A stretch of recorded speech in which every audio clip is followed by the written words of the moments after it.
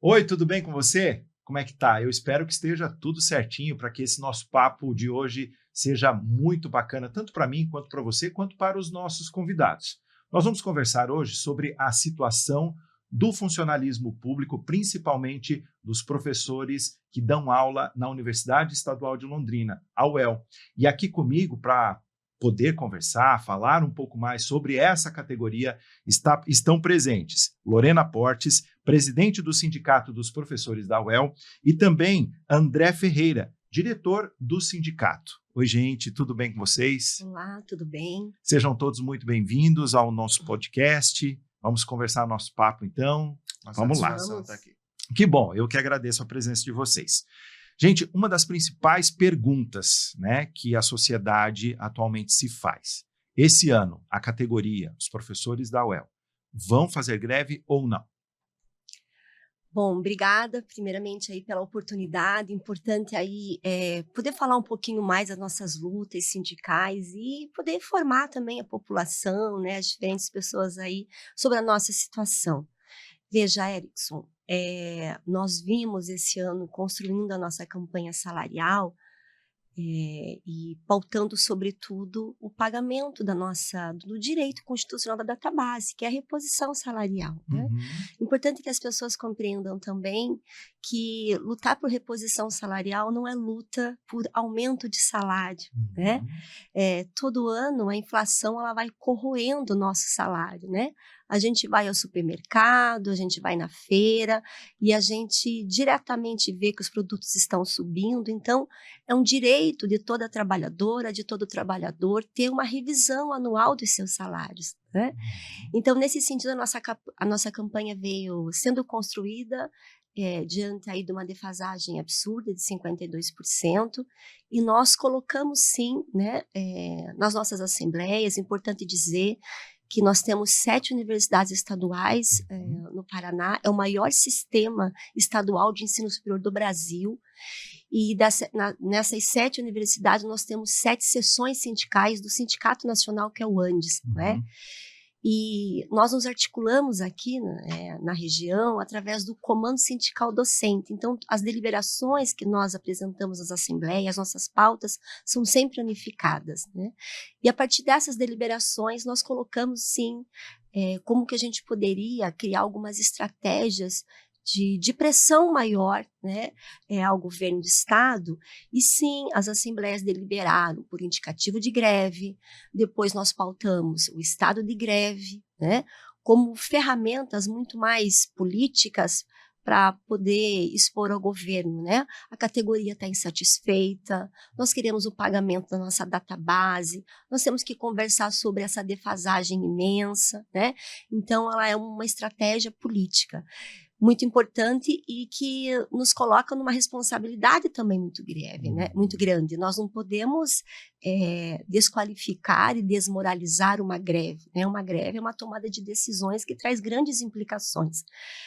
Mas nós estamos avaliando que nesse momento, por N questões, enfim, nós e pelas próprias ações do governo, nós tivemos uma grande dificuldade de mobilização, de organização política, mas ela não está fora de horizonte. Nós estamos discutindo no Comando Sindical Docente, nas próximas assembleias, que é importante construir uma greve para o ano que vem, mas uma greve de todo o funcionalismo público, né? Então, sim, ela foi pensada, ela foi discutida, foi avaliada, e vamos aí nesse processo de pensar uma greve para o ano que vem.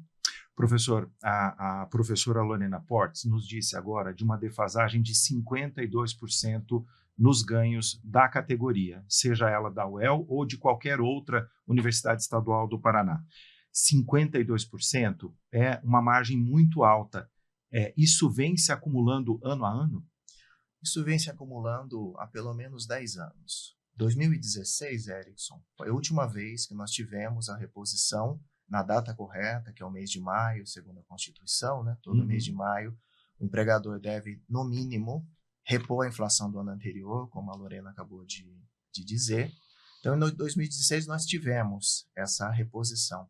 Depois disso, apenas em 2023, tivemos uma pequena reposição e nada mais. Então, 2016, 2026, que estamos hoje, são 10 anos.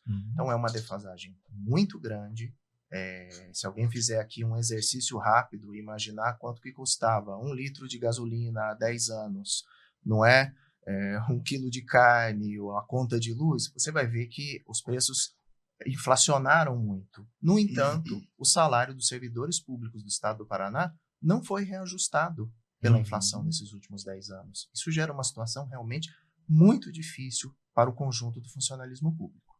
E eu gostaria, inclusive, que a professora, então, aprofundasse um pouco mais o que o senhor falou, professor, sobre essa questão de que como se chega a esse número de 52%, então?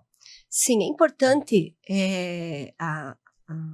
explicar, para a gente compreender, como o André disse, nós estamos há 10 anos sem reposição integral das perdas inflacionárias, né? Veja, isso foi ano a ano, desde 2016, a partir do governo anterior, foi feito aí um ajuste de um parcelamento dessa defasagem do outro governo.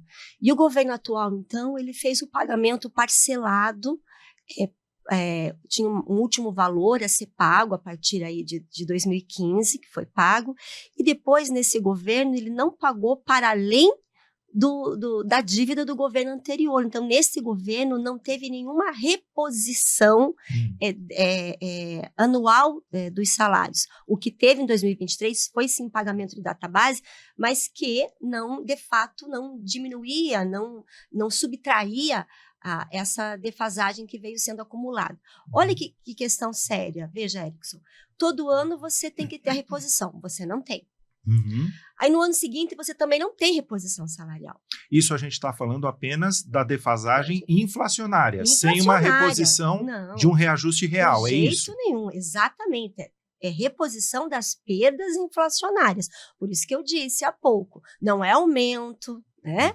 É reposição destas perdas. Enfim, imagine, Erickson, todo ano, 1 ano, 2 anos, 3 anos, de 2016 nós não tivemos, foi a última referência.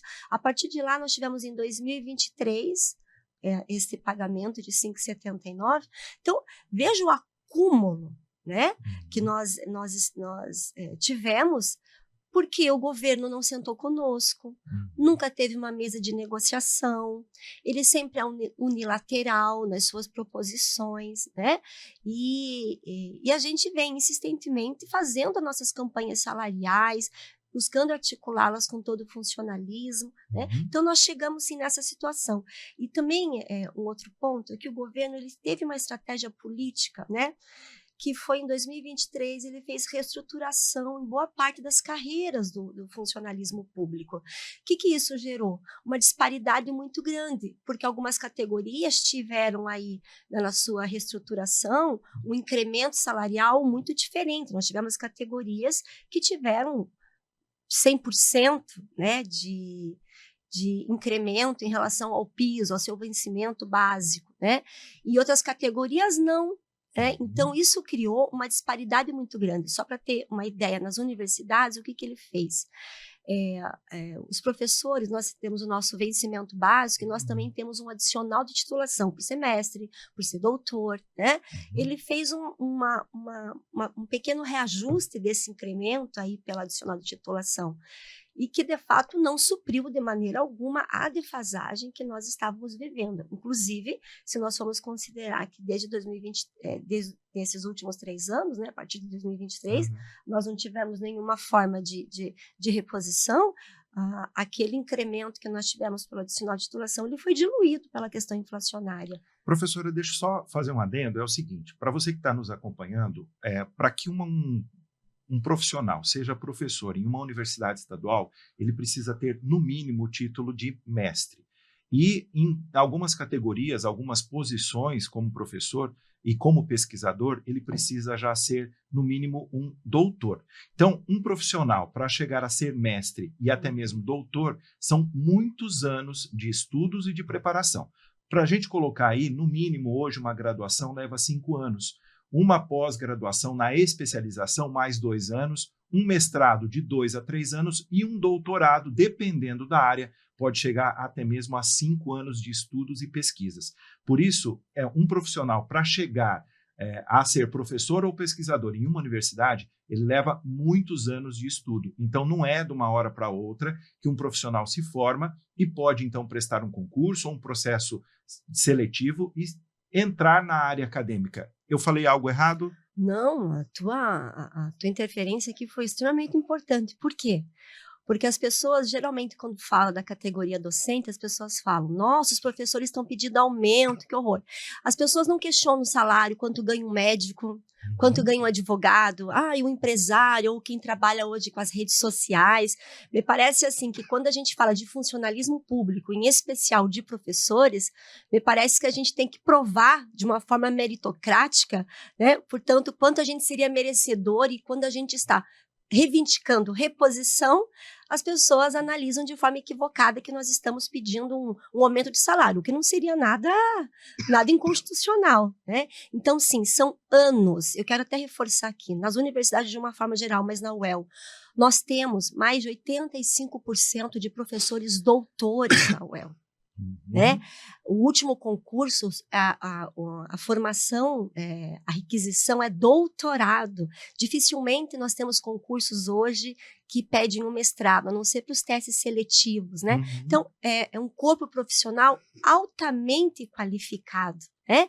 Que desenvolve atividades aí para assegurar o tripé do ensino, da pesquisa, da extensão, e também esse corpo docente, além da sua alta qualificação, né, e apesar de todo esse quadro de defasagem salarial, também de desfinanciamento das universidades, esses docentes, eles têm contribuído, sobretudo, com o fomento de pesquisas, o desenvolvimento da ciência. A UEL é uma das universidades muito bem ranqueadas aí quando a gente fala de América Latina, né? Então, apesar de todas essas adversidades, através de todos esses ataques que são colocados veementemente aí, nós temos um corpo altamente qualificado e que desenvolve as suas ações acadêmico-pedagógicas no ensino, na pesquisa e extensão. E também, Erickson, nós não tivemos mais concursos para agentes universitários. Hoje, infelizmente, o Estado do Paraná trabalha com terceirizações. Né, a terceirização tem dado tom aí na forma da contratação dos seus trabalhadores, das suas trabalhadoras. Então, nós temos um corpo técnico muito restrito, e muitas vezes o que acontece? Os professores precisam desenvolver essas atividades muito mais administrativas por falta de profissional, sem contar a sobrecarga de trabalho, de aulas. Por quê? Nós tivemos a Lei Geral das Universidades, né, que foi aprovada em 2021, 4 anos agora, e essa lei simplesmente ela diminuiu as vagas docentes das universidades. A UEL, de fato, perdeu o direito um pouco mais de 300 vagas. Então, isso é sério. Nos últimos 10 anos, para além da defasagem salarial, nós temos uma diminuição do próprio corpo docente. E outra questão que é um dado muito preocupante. Hoje, quase que 40%, a UEL 33% do corpo docente tem contrato temporário. Professora, eu vou agora passar para o professor André, porque a senhora falou sobre uma questão do movimento reivindicatório ser político, mas eu gostaria que as pessoas que estão nos assistindo, nos ouvindo agora, não confundissem que isso não tem nada a ver com lado partidário ou convicção política, né? É um movimento. Explica um pouco melhor para a gente, professor, para que as pessoas não entendam que isso, por estarmos num período pré-eleitoral, tenha algo a ver de ser contra determinado governo, seja ele de lado A, B ou C. Definitivamente não é um movimento político, né? Ano a ano, independente do governo de turno, os sindicatos, o movimento sindical, o movimento dos docentes, estará cobrando do Estado, e seja lá quem estiver no poder, a reposição da inflação. Isso. Então, isso independe de um posicionamento político, não é? É só pegar o histórico das lutas sindicais, todo ano nós estaremos lá.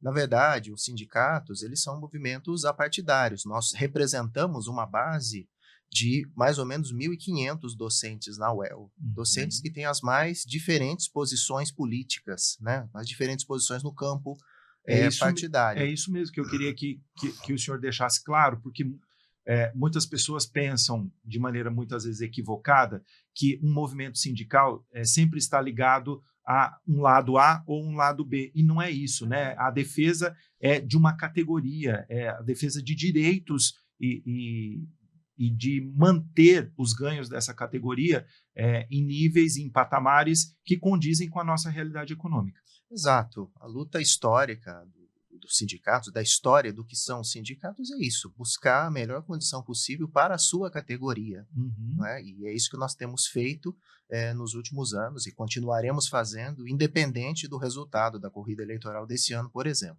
Tá certo. Professora Lorena, há relatos, então, de docentes que, por exemplo, deixaram a carreira porque não é mais vantajoso financeiramente permanecer no magistério? Veja, sobretudo a condição de contratação temporária, né? O nosso piso salarial, nível graduação, é um dos mais baixos de todo o funcionalismo público. Uhum. Né? Um professor graduado hoje nas universidades, ele recebe menos que um professor de educação básica, que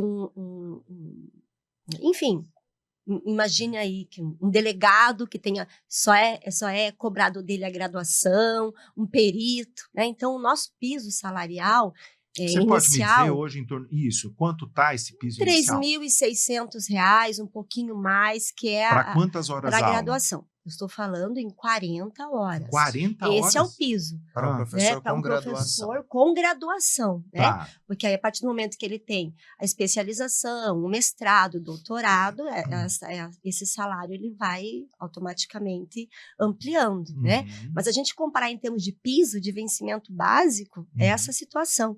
Então, imagine, e pelos contratos temporários hoje, são contratos fatiados de 20 horas, né? 20, 2 de 20. Então, ele é pouco motivador, né? Então, a pessoa se qualificou, né? Fez seu mestrado, fez seu doutorado, né? E lembrando, tá, gente, nós não estamos aqui desmerecendo qualquer outra categoria, Sim, né? com certeza. Porque todas as categorias, sejam de qualquer nível de escolaridade, merece ser muito bem valorizada, né? O que nós estamos colocando aqui é o quanto hoje o professor em início de carreira está ganhando, e é isso que a professora Lorena e o professor André estão colocando, a realidade hoje do professor que inicia a carreira, seja através de concurso ou de processo seletivo dentro de uma universidade pública. Desculpa ter te interrompido. Não, isso é importante, porque a gente tem que lutar sempre por melhores salários de toda a classe trabalhadora, não colocando uma categoria contra a outra. De maneira alguma. Né? Mas a nossa situação é isso. Então, acaba que a nossa carreira fica pouco atrativa, principalmente para quem vai participar dos testes seletivos, porque além de ser uma carga horária de 20 horas, né, geralmente são professores que já têm outro vínculo de trabalho, então você não consegue trazer professores de outras regiões, muitas vezes com um contrato de 20 horas, né? Então, essa é uma dificuldade, sim. E como eles não ascendem na carreira, porque eles são considerados não da carreira, né? Eles não têm condições de ter as suas promoções, de ter as suas progressões, né? E mesmo o estatutário efetivo, aquele que passou por concurso público, né? Porque não é só questão de salário, também envolve as condições de trabalho. Muitas vezes a gente for pensar como é que está a distribuição de carga horária, né? Qual é a relação de aluno-professor ou de carga horária docente, quantas aulas o professor tem que ministrar no mínimo, né? Então a gente vê alguns cursos pelo enxugamento do quadro docente que há uma sobrecarga. Então isso acaba desmotivando também o próprio professor. Isso que eu queria te perguntar agora. O sindicato tem algum levantamento sobre qual é a defasagem no número de docentes, de professores hoje dentro da Universidade Estadual de Londrina? O número de professores? Que faltam professores. Então, hoje existe uma falta de quantos professores dentro da universidade? Veja, existe uma lei estadual que distribuiu o número de vagas docentes por cada universidade. Nós, da UEL, temos direito a 1.900 vagas. Isso, de fato, nunca foi cumprido aí pelos últimos governos. Mas lá em 2016, né, nós tínhamos mais de 1.600, 1.700 professores, mas, sobretudo, mais efetivos. O que aconteceu? Com a LGU, nós tivemos uma diminuição como eu te falei, de mais de 300 vagas docentes, né? Então, hoje na UEL, nós temos aproximadamente 1.500, mas 30% são de contratos temporários. O que está acontecendo? Nós estamos perdendo vagas, e essas vagas hoje elas estão sendo ocupadas de forma muito expressiva por contratações temporárias, né? Então, no mínimo, nós tínhamos que retomar aquele direito a quase 1.900 vagas, porque, veja, olha como as coisas não combinam. Nós estamos... Cresceu o número de cursos de graduação, vocês viram recentemente que abriu mais cursos na UEL, na área aí da inteligência artificial, da tecnologia, nutrição. Agora já parece que o curso de geologia também veio. Se cresce o número de cursos de graduação, o que a gente pensa? Uma conta rápida, né? Eu preciso de mais professores, porque eu preciso de carga horária de ensino, de pesquisa e de extensão para esses cursos. Outra coisa, nós aumentamos o número de cursos de pós-graduação na UEL, mestrado, doutorado. Ao passo que aumenta a quantidade dos cursos, não aumenta o número de professores, sobretudo efetivos. Nós tivemos recentemente na UEL um concurso público, foram 108 vagas. No entanto, essas vagas elas não cobrem, né, toda essa defasagem aí que nós temos. Porque com a LGU há uma autorização também de que até 20% do quadro docente ele pode ser temporário. Acontece que o que era para ser temporário, para substituir uma licença, algo eventual, está se tornando naturalizado. Tem professores, olha, Érico, que sério que eu vou te falar, tem professores que estão há 14 anos com esse tipo de contrato. O que era para ser exceção está se tornando regra. Regra. Sim, e isso é preocupante, porque as contratações temporárias, elas, além de uma precarização ainda maior, ela não tem, ela inibe alguns direitos trabalhistas. Não, e esse vínculo por ser temporário faz com que esse profissional ele não consiga ter a dedicação exclusiva à universidade e nem se aprofundar em pesquisa, por exemplo. Até porque há, de certa forma, uma restrição para que o professor tenha carga horária para essas outras atividades. Ele é contratado, sobretudo, para dar aulas. E o que a gente percebe? Que esse professor, muitas vezes, ele dá aula na UEL, ele dá aula na Unespar, ele dá aula na UEM, né? Então, ele fica refém e a cada 2 anos ele tem que estar prestando novo teste seletivo. Há uma insegurança muito grande. Imagina o impacto que isso não tem na saúde mental, na forma de ele organizar a sua vida. Isso que eu queria perguntar. Agora eu vou para o André aqui. André, como é que isso afeta a saúde mental desse professor? Porque existe o preparo para ministrar essa aula, existem as condições que ele vai encontrar na universidade e existem as condições em que ele vai encontrar esse aluno em sala de aula. Eu mesmo já fui professor de universidade no curso de comunicação e muitas vezes a gente precisa ter tanta habilidade, tanto tato em perceber como está aquela turma diante de que cada um é único e traz seus problemas de casa, né? Cada aluno traz aí a sua condição, que você precisa mudar o rumo da aula e muitas vezes se tornar dentro de sala de aula quase que um psicólogo para conseguir fazer com que você consiga, né, conduzir aquela turma e ministrar uma aula. Sim.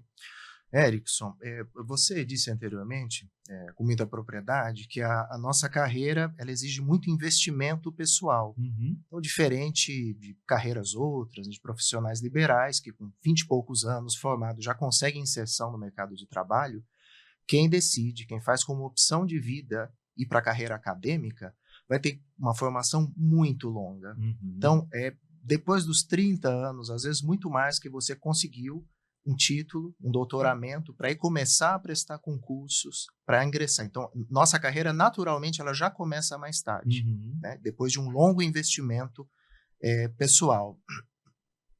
Eu acho que essas condições precarizadas, sim, elas criam criam sofrimento mental, criam sofrimento porque, sobretudo no caso dos docentes temporários, que já são 1/3 do quadro docente, eles não são 10%, eles já são 1/3 do quadro docente, como eu disse a Lorena, periodicamente eles têm que voltar a estudar, participar das seletivos, vou passar, não vou passar, vai abrir a vaga, não vai. Além do contrato com a UEL, em geral, eles têm outros compromissos, outros empregadores. Então, isso naturalmente gera uma instabilidade e isso, do ponto de vista da saúde mental, é muito ruim. Além disso, eu acho que sim, há uma sobrecarga de trabalho na medida em que a universidade foi sendo desfinanciada, que técnicos se aposentam, não são repostos, docentes vão assumindo tarefas que são tarefas administrativas. Eu, por exemplo, eu já fui coordenador de colegiado, em uma época que o meu departamento não tinha secretária. Então, assim, eu era coordenador de colegiado, eu atendia balcão, telefone, pegava correspondência.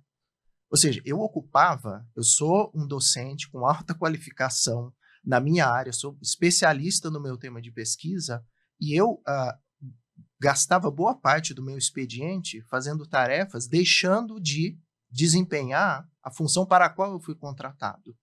Então, o nome disso é precarização, é simples assim. Né? Então, você desloca, né, o docente para uma função que, a rigor, não é a função dele. Então, sim, isso causa uma instabilidade, causa, enfim, um excesso, estresse. Nós temos dentro do ANDES, né, o nosso sindicato nacional, um levantamento a respeito da saúde docente. E, assim, os números são alarmantes, né? A quantidade de docentes que relata problemas de ordem psicológica, de esgotamento mental por conta das condições de trabalho é muito grande. Né? Tem sido mais a regra do que a exceção. Essa é uma realidade que nos bate à porta constantemente. Professora, de que forma essa defasagem salarial, né, de aproximadamente aí 52%, pode impactar a qualidade do ensino?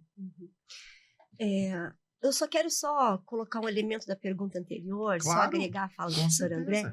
Você veja, esse professor adoecido, sobrecarregado, ele tem que atender uma juventude também adoecida. Completamente. Alunos adoecidos. E, olha, é triste, vamos chamar assim, no mínimo triste, assustador, como essa nova geração, esses novos alunos estão apresentando muitos transtornos, muitas dificuldades no plano emocional, no plano aí psicológico, e que isso traz uma demanda absurda. E o professor também, às vezes, ele não é preparado para atender esse público, e faltam condições até de profissionais mais habilitados dentro da universidade para fazer esse acompanhamento. Até eu gostaria de chamar a atenção para quem nos acompanha, de que a gente que é pai, muitas vezes a gente não consegue dar conta dos nossos 2 jovens que estão em casa, né? Imagina, então, você reunir 35, 40 jovens como estes numa sala de aula. Então, e com um professor tendo que não apenas ministrar conhecimento, como também administrar essas questões dentro da sala de aula, conflitos entre alunos e, né, você ter noção de que esse jovem conseguiu compreender, né, e apreender esse conhecimento passado em sala de aula. Por isso que é mais uma atribuição que muitas vezes o professor, como eu disse, ele não tem condições, não tem preparo para responder essas situações mais específicas. Isso exige também maior recurso, isso exige mais profissionais habilitados, né? Então, no ensino superior, tem também essa situação, né? Principalmente, né, Erickson, pós-pandemia, né, a gente está colhendo agora os desdobramentos nefastos da pandemia, né? Não só no processo de isolamento, de novas formas de se comunicar, de se relacionar, tem essas tecnologias da informação, da comunicação. Hoje, você não consegue dar aula com um aluno sem celular. Né? Porque não é só chegar em sala de aula, né? E você pegar e despejar conteúdo sobre eles, né? É você mediar essa formação. Porque, e a gente também, a gente vem construindo isso, né? Nós que estamos aí nessa faixa etária depois dos 40, tendo que compreender tudo o que está acontecendo na vida desses jovens também. Claro, isso requer uma maior capacitação também do professor, uma mobilização de outros tipos de conhecimentos, né? A gente tem que se organizar a partir do tempo presente, né? Bom, vamos para outra questão, quando você disse da defasagem de 52% e o impacto que isso tem na qualidade de ensino. Isso né? mesmo. Veja, não vou repetir aqui, mas diante de todas essas questões, essas considerações que colocamos aqui da defasagem, né? Não dá para olhar só a defasagem.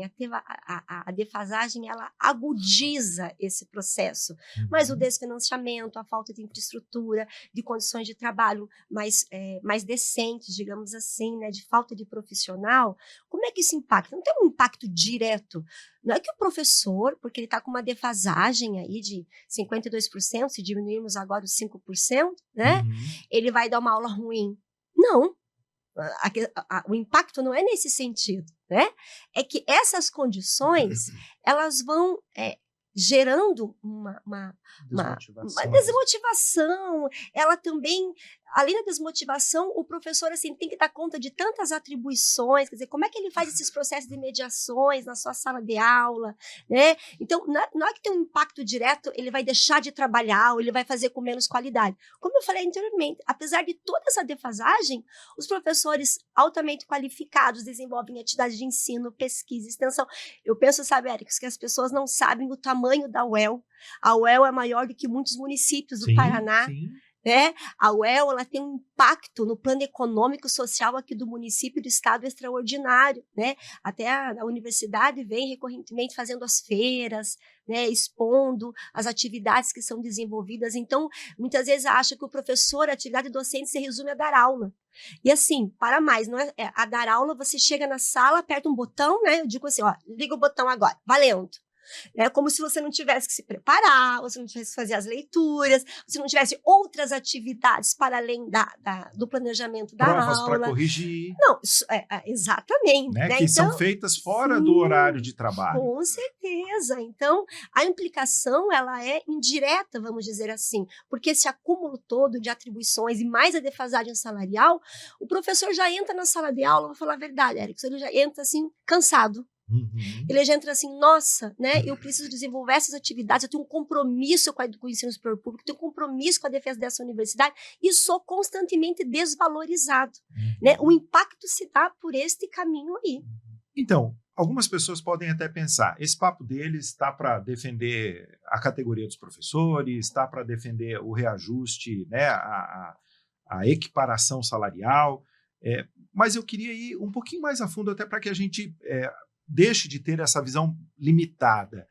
Eu quero ir para o que os alunos, né, o que os estudantes, o que a sociedade, a comunidade perde quando a gente deixa de valorizar essa categoria, quando a gente perde profissionais capacitados que deixam a universidade pública e vão trabalhar em universidades privadas ou até mesmo abandonam o magistério para se dedicar à iniciativa privada. Quais são as perdas que nós temos quanto a isso?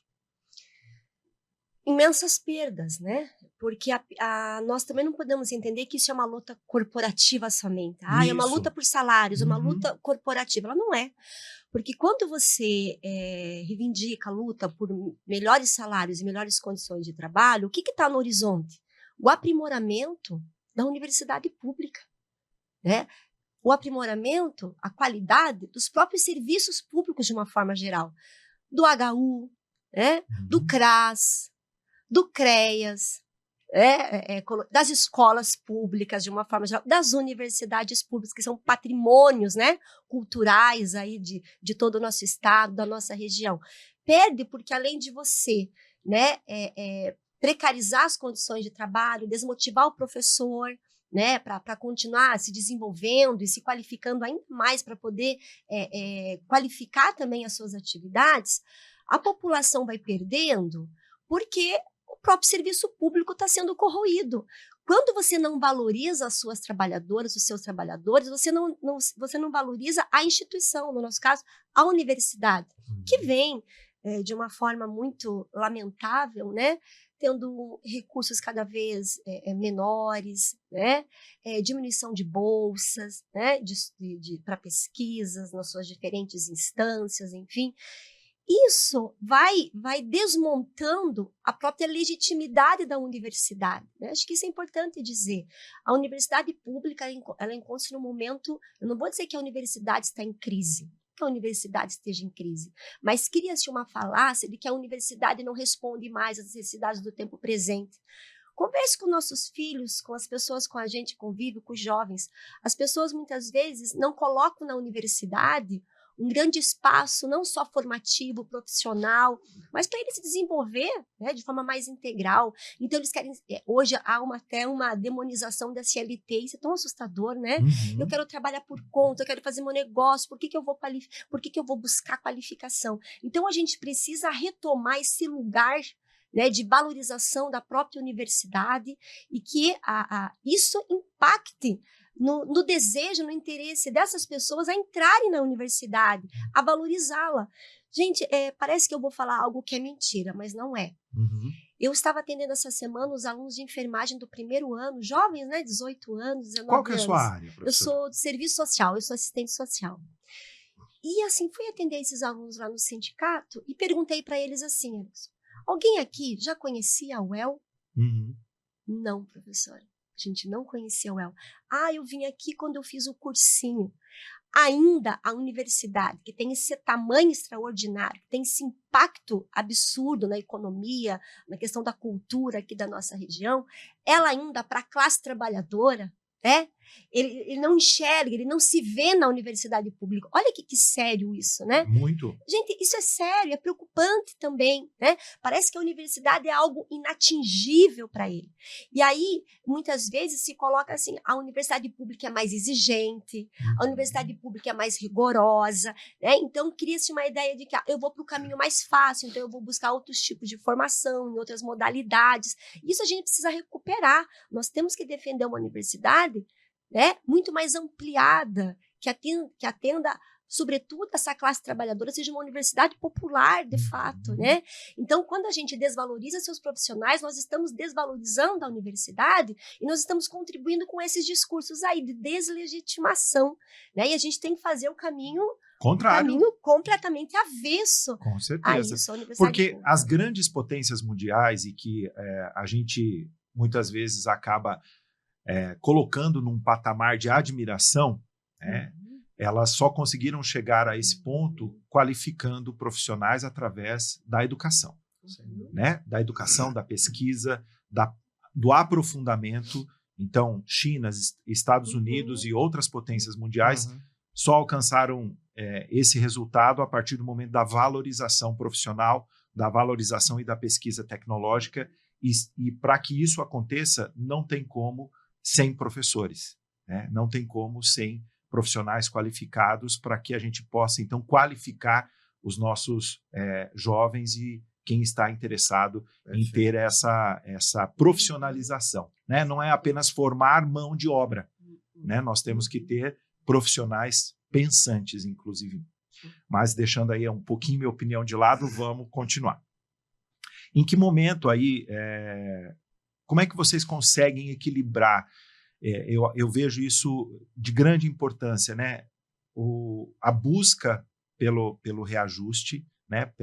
Para que se chegue, então, a essa valorização, não apenas financeira, monetária, né? Não apenas nos ganhos salariais, mas equilibrar esse direito que vocês têm em busca disso, mas, ao mesmo tempo, com o compromisso que cada professor tem com o estudante. Né? Isso é muito importante, porque quando uma categoria decide pela paralisação, se vem muito essa questão de como que meus alunos vão ficar, como é que eu vou fazer com os meus alunos? Veja, nesse compromisso, como o André colocou, os professores da UEL têm, de fato, um grande compromisso com o processo formativo, apesar de todas essas adversidades que nós colocamos aqui. Mas quando a gente pensa numa paralisação, numa greve, né, as pessoas criam uma ideia falsa da greve. Nossa, a greve vai prejudicar os estudantes. Nossa, uma paralisação vai complicar o calendário. Erickson, já imaginou uma greve, uma paralisação que não tem impacto? Então, ela perde a sua funcionalidade. A greve tem que criar incômodo. Ela tem que criar uma saída da zona de conforto, porque o objetivo dela é fazer com que a comunidade acadêmica, de uma forma geral, eu estou falando de professores, de técnicos, de estudantes, enfim, entendam que se teve uma paralisação, é porque a situação estava muito grave. E isso vai trazer transtornos. Não existe greve sem transtorno. Agora tem um porém. É muito falacioso o que se coloca aí, que a gente ouve assim, nossos alunos serão prejudicados e as aulas. Em nenhum momento de greve há renúncia ou não reposição das aulas. Isso vai afetar o calendário? Vai afetar o calendário. Isso é um grande problema? Isso não é um grande problema. Né? Porque nós temos condições de reorganizá-lo, todas as atividades serão desenvolvidas, né? Agora não tem como imaginar um movimento paredista que não traga incômodo, que não traga uma certa desorganização nesses elementos, né? Isso é a função da greve, porque ela tem que chamar atenção, né? Ela tem que mobilizar, olha que situação grave, isso vai, não vou ter aula, ou vou me formar mais tarde, são consequências. E como eu digo, a gente tem que ser responsável para sair numa greve.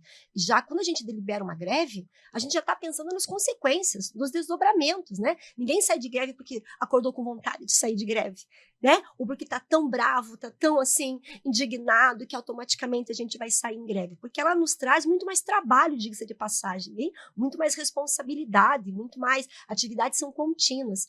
Então, que a comunidade entenda de que vai ter prejuízo. Naquele momento, em algumas situações, sim, mas isso vai ser recompensado. Vai ter reorganização do calendário, as atividades serão desenvolvidas, ninguém vai ficar prejudicado para não conclusão do seu curso, né? É que, infelizmente, as pessoas entram numa universidade pensando só na sua certificação. Ela não entra na universidade pensando que ela está numa vaga pública, que são recursos públicos, que tem diferentes categorias ali, a situação até de trabalho das diferentes categorias. E, infelizmente, né, nessa perspectiva neoliberal aí do individualismo, as pessoas pensam cada vez mais nos seus interesses particulares, né? E não enxergam que, se não tiver valorização dos profissionais, se não tiver ampliação de financiamento, de orçamento para as universidades, como é que vai se dar a formação dele, né? Então é complicado. Talvez, diferente de outros setores, outras categorias, a educação seja aquela que, na possibilidade de uma greve, não há perdas irreparáveis. Né? Então, diferente de outras categorias, vamos imaginar, por hipótese, uma fábrica. Então, você deixou de produzir alguma coisa, o dono da fábrica perdeu a venda daquele produto, isso é irreparável. No caso da educação, nós repomos as aulas. Nós repomos uma por uma. Então, sim, ela causa incômodo, o instrumento da greve é um último recurso. Né? Os sindicatos não banalizam greve. É o último recurso para forçar uma negociação, forçar uma situação quando o patrão, não é? Quando o empregador não cede, né? Quando ele não quer negociar. Mas, então, é assim que nós encaramos a greve. E também acho que é importante dizer que nós não podemos, você não pode culpabilizar quem fez a greve, não é? Na verdade, o governo, se há um responsável por uma greve, no nosso caso, o empregador é o governo. Ele é o responsável. Nós queremos dar aula, nós queremos fazer pesquisa, fazer extensão, desenvolver nossas carreiras com compromisso de sempre. E se nós, eventualmente, temos que recorrer ao instrumento da greve, é porque nós não encontramos diálogo com o empregador, no nosso caso, o governo do Estado. Eu quero emendar aí nessa sua colocação, professor, sobre como está esse diálogo com o governo estadual, né? Porque isso não é um cabo de guerra, e sim uma mesa de negociações. Como que está? Eu gostaria de dizer que existe uma mesa de negociação, mas ela não existe. Então, assim, existe, governo, mas não existe. Este governo especificamente, né? Então, assim, ele é pródigo em não negociar. Ele não negocia. Então, nós não temos uma mesa de negociação. Certo. Essa é a verdade. Nós não temos uma mesa de negociação. O que é algo absolutamente elementar. Você tem que ter um canal de diálogo com o empregador sempre. Colocar as demandas, o empregador diz o que pode, a gente diz até onde podemos ir, mas nós não temos efetivamente uma mesa de negociação. Para que realmente haja diálogo, né? Sim, nós não temos. Olha, o que nós temos é o diálogo com alguns setores do governo, algumas secretarias, não é, Lorena? Sim. Mas não especificamente com o governo. Entendi. Aliás, em geral, o governo ele deixa claro que não negocia com os sindicatos, como se os sindicatos não fizessem parte da população, do eleitorado. Isso é muito grave, né? Não ter essa abertura para conversar com a representação do funcionalismo público que toca o que é o Estado do Paraná, dos serviços públicos, não? E quais os avanços que vocês já conseguiram diante dessas assembleias, mesmo não havendo um diálogo próximo com o governo do estado, quais os avanços que já foram alcançados aí nessa batalha de vocês? Todo ano a gente realiza a nossa campanha salarial, como eu estava falando. Isso, e não foi só, essa palavra que me faltou, campanha salarial. Veja, nós não só realizamos a campanha salarial, sobretudo a campanha salarial, porque sim, outras questões que a gente também, enquanto sindicato, precisa reivindicar, até questões internas, né, questões da própria universidade. Como a gente não tem uma mesa de negociação, e isso já é histórico de outros governos também, né?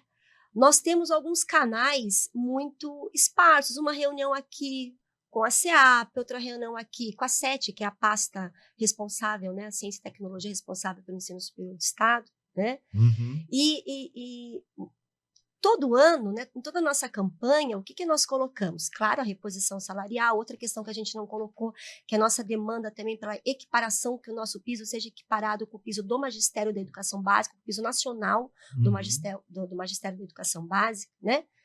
Em todas as greves, nós temos efetivamente, é só pela greve que nós tivemos, de fato, alguns ganhos, algumas vitórias, mas não significa que toda a greve automaticamente provocará, né, essa conquista. Nos últimos anos, em relação à nossa recomposição salarial, nós não tivemos conquistas. Essa é a questão. Nós não tivemos conquistas. Porque fomos incompetentes?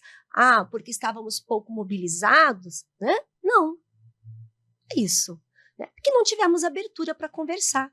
Se nós tivéssemos todo ano, de fato, uma mesa de negociação, nós não estaríamos nessa situação avassaladora de acúmulo de defasagem salarial, né? Então, recorrentemente, as nossas últimas campanhas, nós não temos alcançado êxito em relação à reposição salarial. Tanto é que, como eu falei, de 52%, o governo aí aprovou 5% de reposição, né? Mas os ganhos vêm em outras perspectivas. Ganho de mobilização, de organização interna, ganhos também, não diretamente pela pauta, a campanha salarial, umas questões mais internas, a defesa da autonomia. Olha, é importante dizer, nós também, como eu falei, a gente teve a aprovação da Lei Geral das Universidades em 2021, uma lei que coíbe muito a autonomia universitária, que precariza a questão de orçamento, que sobrecarrega o professor temporário com carga horária, né? Mas nós tivemos mesmo, nós vencemos aí judicialmente, né? Alguns artigos da LGU foram tratados como inconstitucionais, né? Nós estamos aí também na discussão de carga horária, né? Então, nós temos essas conquistas nesse plano organizativo e também salarial. Apesar de não termos a reposição, nós colocamos a reestruturação da nossa carreira em pauta. Tivemos, sim, mesmo que de forma ínfima, a questão do adicional de titulação. Então, seria até romântico demais achar que toda a campanha salarial, tudo que nós colocamos, as pautas em geral, elas são vencedoras, né? Acho que o acúmulo maior disso, a conquista maior disso, é a mobilização da categoria, a organização, a trazer discussões, porque os professores estão tão embrenhados na sua atividade cotidiana, né, que muitas vezes ele não para pensar nos caminhos do futuro da própria universidade. Então, o sindicato tem esse papel, não é, André? De fomentar essa organização, de trazer os temas importantes, né? E as nossas dificuldades dos ganhos pelo perfil mesmo, né, de quem gerencia, de quem aí toca à frente o próprio estado do Paraná. Não sei, André, se você quer chamar atenção em relação a mais eu gostaria de dizer o seguinte, nós somos, não é, servidores públicos do Executivo. É bom que quem acompanha o podcast tenha ciência de que há servidores públicos do Legislativo e do Judiciário, os quais não têm essa defasagem.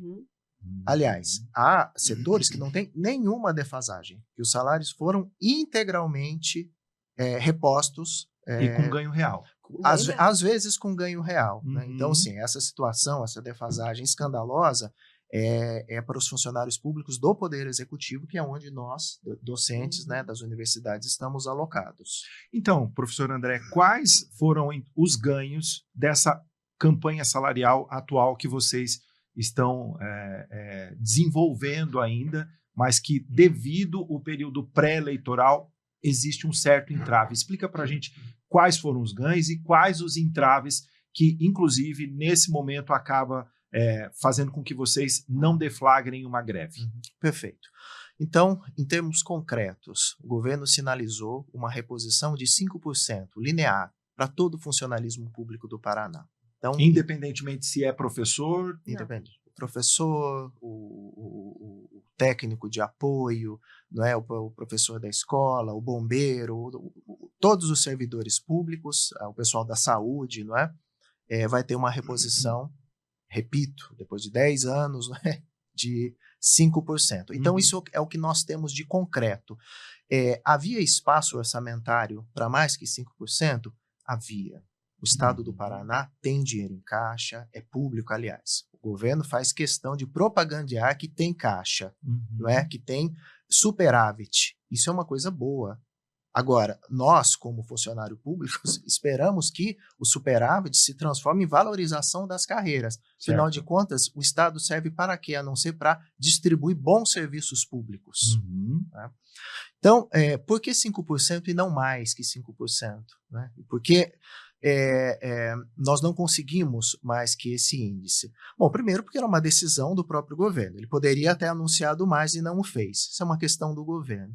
No entanto, nós não temos condições de exigir mais, ou deflagrar uma greve, se fosse o caso, porque em anos eleitorais, os gestores públicos podem dar como reposição até a inflação do ano anterior. Né? Então, há um período, né, de 180 dias antes das eleições, no caso foi 4 de abril. Então, até o dia 4 de abril, o governo poderia dar qualquer índice, a partir de 4 de abril, apenas a inflação do ano anterior. Então, nesse momento, a nossa avaliação é que não há, por exemplo, legalmente, nós não poderíamos avançar com o movimento grevista, por exemplo, porque o governo estaria impedido de acenar com mais do que 5%. Então, concretamente, do ponto de vista da nossa campanha salarial, o que nós temos? 5% de reajuste, né, linear para todo o funcionalismo. E isso não é uma vitória. Isso, a gente não está considerando isso um ganho.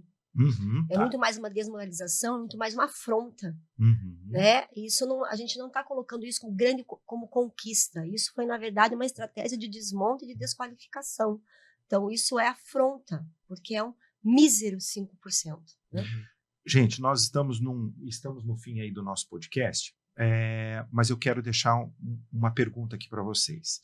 Nós estamos num período pré-eleitoral, logo nós estaremos, então, em plena campanha eleitoral para decidir os governantes dos próximos 4 anos. O sindicato vai abrir conversa com esses candidatos, independentemente da ala política e lado político que estejam em busca de um compromisso desses candidatos com o ensino superior? Com certeza, esse é o papel do sindicato. Primeiro que o sindicato não pode, de maneira alguma, ser pensado em um aparelhamento político-partidário. Certo. Independente do governo, dos candidatos que vão pleitear o governo do Estado, o nosso papel, e aí eu digo, enquanto fórum das entidades sindicais que reúne todos os sindicatos do funcionalismo público do Estado, vai ser apresentar o nosso programa de reivindicações. E no caso específico das universidades, como é que esses futuros aí possíveis candidatos pensam a universidade, pensam a ciência, estão aí projetando a questão orçamentária, a própria valorização dos profissionais, quer dizer, o nosso papel é apresentar nossas pautas, não é, aos candidatos, independentemente do partido, de coligação, de posicionamento político. Nos interessa como que esses candidatos receberão as nossas pautas, se nos seus programas de governo eles irão inserir o debate da sobrevivência, do aperfeiçoamento da universidade, né, da valorização de todo o funcionalismo, em especial aqui da nossa categoria docente. Esse é o nosso papel, não é esse papel político, nosso papel sindical. E até porque, para a gente poder depois cobrar, né, as promessas ou até as não promessas, né, do candidato e da candidata e futuro governador de estado. Sim, faremos esse papel. Não abdicaremos dessa nossa tarefa. Para a gente encerrar, eu gostaria que tanto a professora Lorena quanto o professor André deixasse uma mensagem para quem nos acompanha e para que quem está em casa ou quem está ouvindo a gente no carro, no trabalho ou naquele momento de lazer possa compreender, apoiar a causa de vocês. Certo. Eu diria o seguinte, né, para cada pessoa que está acompanhando aqui o nosso bate-papo. A Universidade Estadual de Londrina é um patrimônio do povo paranaense, é um patrimônio do povo londrinense, e ela deve ser entendida como um espaço aberto a todas as pessoas. Né? Veja a universidade como algo seu, como algo do povo, é um patrimônio. Imagine que o professor, a professora que ensina o seu filho passou pela universidade, o médico que te atende, o arquiteto que desenhou a sua casa. A Universidade Estadual de Londrina, bem como as demais universidades estaduais, tem um papel importantíssimo na formação de quadros no estado do Paraná. Formação de quadros técnicos, quadros profissionais de alta qualidade. Essa universidade é, de fato, um patrimônio. Agora, notem, não existe valorização da educação sem valorização dos docentes. Qualquer discurso que diga que valoriza a educação sem valorizar o docente é pura propaganda. Então, nós pedimos um apoio, né? Valorizar, apoiar essa causa é apoiar a qualidade dos serviços públicos, é apoiar um funcionalismo público de qualidade, que funcione bem. Não é? Então, nós convidamos as pessoas a conhecer a UEL, a se engajar, a vir para a UEL estudar, a participar dos nossos projetos de extensão. A universidade é de todos nós. Nós a construímos no dia a dia. E pedimos o apoio da população nesse sentido. Professora? Sim. Também nessa direção que a comunidade, né, reconheça, como eu disse, a universidade, se ela é pública, né, os interesses são públicos, né? Como eu disse, reconheça a universidade como algo alcançável e que para ela continuar a se colocar nesse patamar, nesse patrimônio, nesse impacto, nessa riqueza, a UEL produz riqueza intelectual, cultural e também pela sua formação, riqueza econômica aí, né? Que defenda a universidade pública. Eu penso o seguinte, para ser bem direta, a gente não pode aceitar de nenhuma forma um ataque à universidade pública. Isso é uma ingerência. Isso é desmontar um patrimônio. Então, e que as pessoas se aproximem mais e conheçam mais da universidade. E do sindicato também. Que as pessoas não sejam levadas a ter uma visão deturpada do sindicato. O sindicato tem um papel, além de defender a sua categoria profissional, é defender este patrimônio. O sindicato não é inimigo da universidade. O sindicato não é inimigo da população. Ao contrário, o seu papel é fazer com que ela seja mais valorizada, que ela seja mais incrementada, que seus trabalhadores sejam mais aí... sejam mais valorizados e também tenham uma remuneração melhor. É nesse sentido que a gente quer se contrapor ao discurso da falência, ao discurso de que a universidade é um antro ideológico, né? Que a universidade não contribui efetivamente com a formação. A gente tem que se contrapor a esse falso discurso, né? Essa fake news aí. E fake news também em relação ao sindicato, né, Erickson? São professores que estão lá, que estão desempenhando as suas atividades no ensino, na pesquisa da extensão e na militância, lutando por melhores condições de vida, de sobrevivência, de trabalho, de orçamento na universidade. A gente precisa se articular em torno dessa luta. Essa luta é da população de Londrina. Essa luta é do povo paranaense. Quem vai sair ganhando? O povo paranaense, que vai ser atendido lá no HU, que vai ser atendido com bons profissionais qualificados nas escolas, na UBS, lá nos equipamentos da política de assistência social, com os projetos de extensão que nós temos inúmeros, né?